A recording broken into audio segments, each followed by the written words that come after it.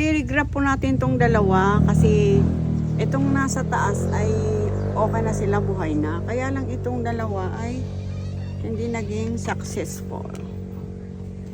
Ito.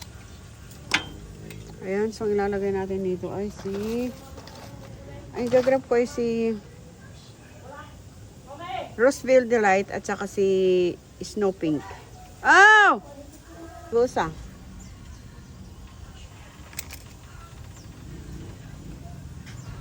Ayan guys. So, i-regrap natin guys kasi gawa ng hindi naging successful tong nasa baba. So, babalutan na natin.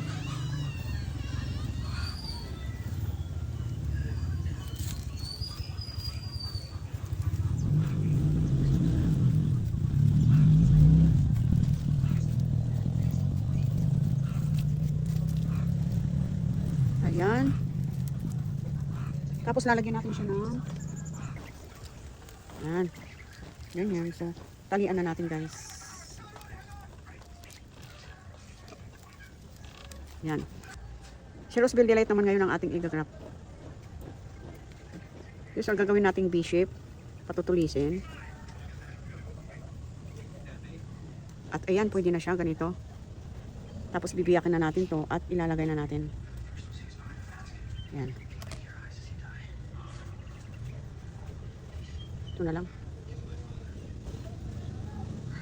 Yan.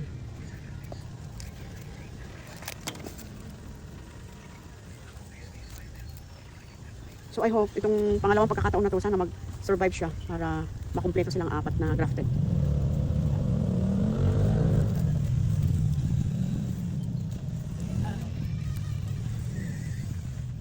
Ayan. Regrafted to guys kasi hindi naging successful yung una. So ayan, lalagyan na natin ng plastic. Plastic ng ice tong ay plastic ng ice candy. Tapos babalot na natin ulit. Tatalian natin.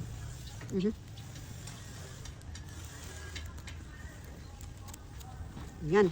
So ayan guys oh. Ito kasi buhay na yung mga nauna. Ayan, buhay na sila. May mga dahon na. So ito. Hello guys, tingnan natin yung ginraf kong bougainvillea na successful yung sa taas tapos yung sa baba hindi.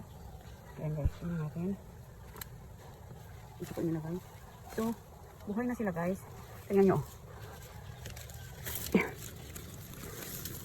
Yung update guys oh. Kita nyo, buhay na siya. Buhay na yung pangalawang dinugtong ko. Tapos yung sa taas, yung naunang nabuhay. Yung isa buhay na, yung isa dead na siya. Kasi dalawang sayon yan, diba? Pero dito, isang sayon lang din yung nabuhay. Isang sayon. Tapos dalawa dito nabuhay. Ayan. So, buhay na sila guys.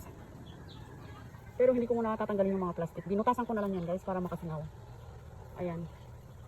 So, ibabalik ko sila ulit dito. Galing muna. Ayan, lalagay ko na ulit guys ha. Merong tendency na ano siya. Ayan guys oh. Saan ko muna ilalagay ha. So, ayan ang dahon natin. Thank you guys for watching.